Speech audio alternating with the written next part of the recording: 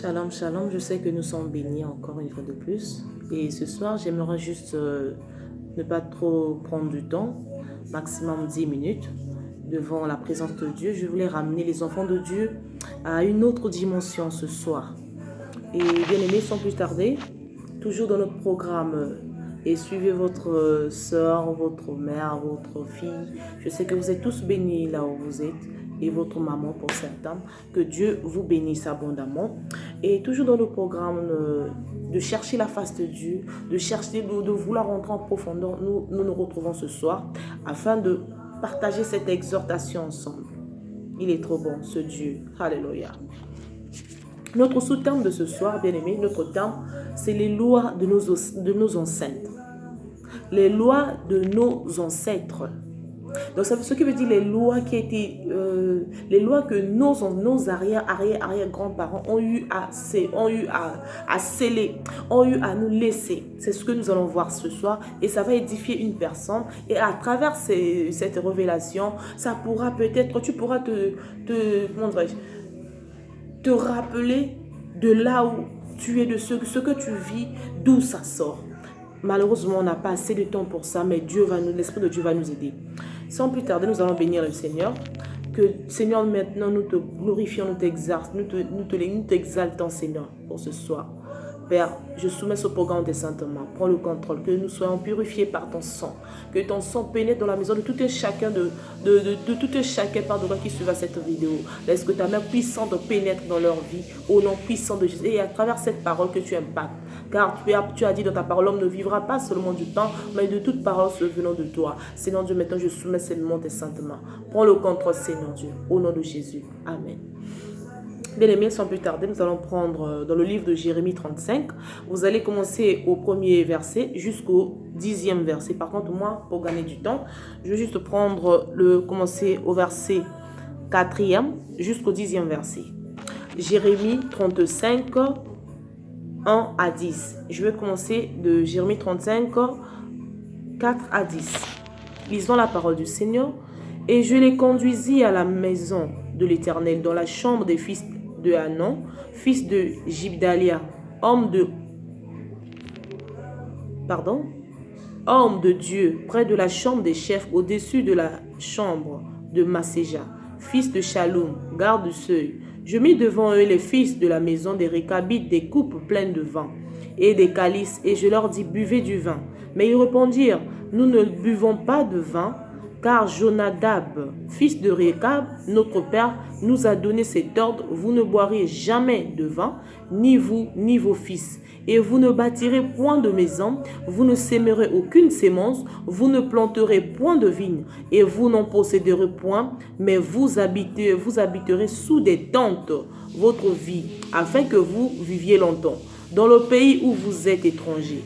Nous obéissons à tout ce que nous a prescrit Jonadab, fils de Récab, notre père. Nous ne buvons pas de vin pendant toute notre vie, nos femmes, nos fils et nos filles. Nous ne bâtissons point de maison pour nos demeures et nous ne possédons ni vignes, ni champs, ni terre ensémencée. Nous habitons sous des tentes et nous suivons et pratiquons tout ce que nous a prescrit Jonadab, notre Père. Parole du Seigneur. Bien aimés, nous venons d'écouter cette parole.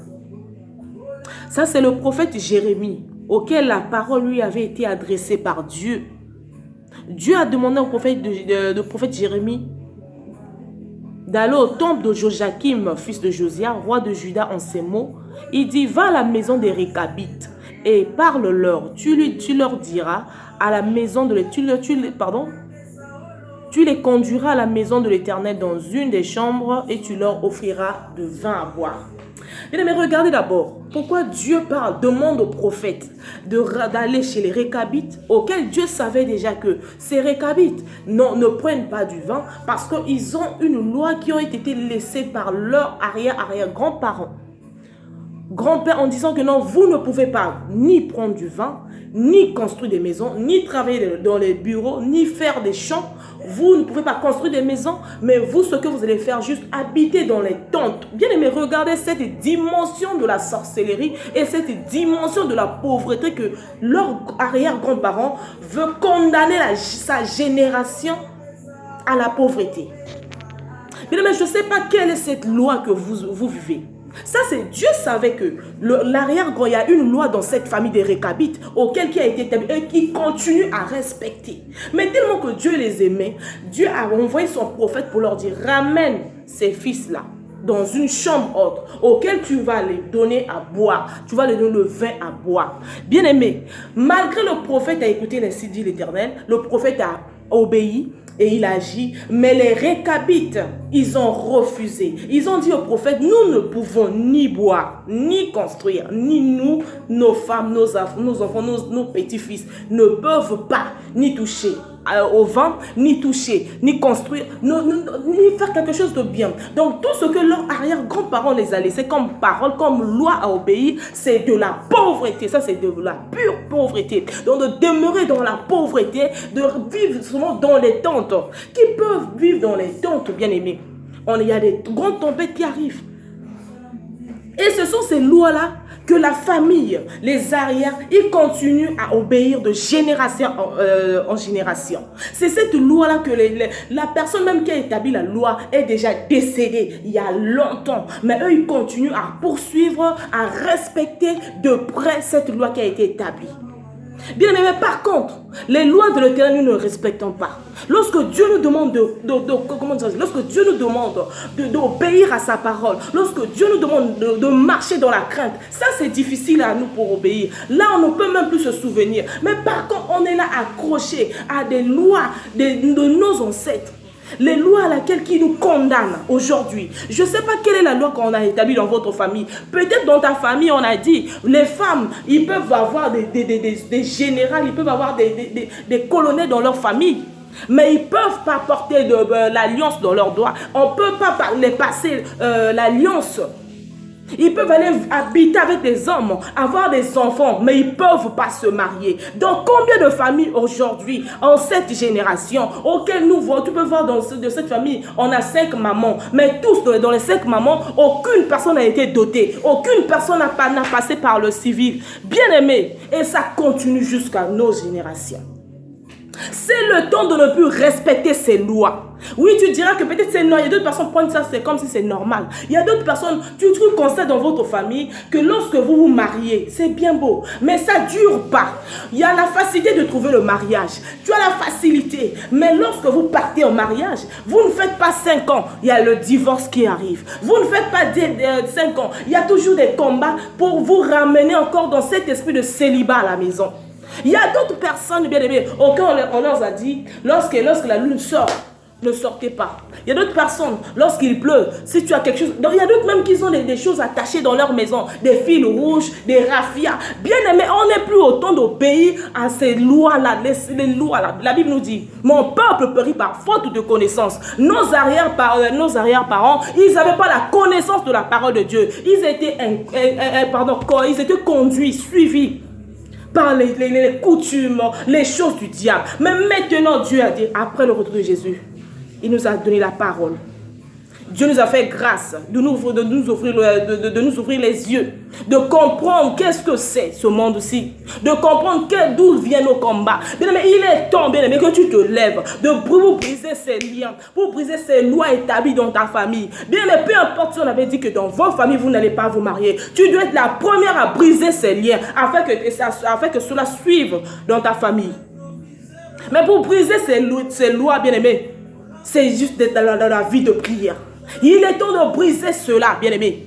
Regarde, ne restons pas là. Bien-aimé, tu ne mourras pas. Même si on t'a dit que non, si tu ne fais pas ça, tu mourras. Si tu n'obéis pas à cette loi, bien-aimé, c'est archi faux. Avec Dieu, tu ne mourras pas. Mais si tu es ignorant, tu mourras. Mais tant que tu as Dieu en toi, tu ne mourras pas. Celui qui a établi la loi, il est déjà mort il y a longtemps.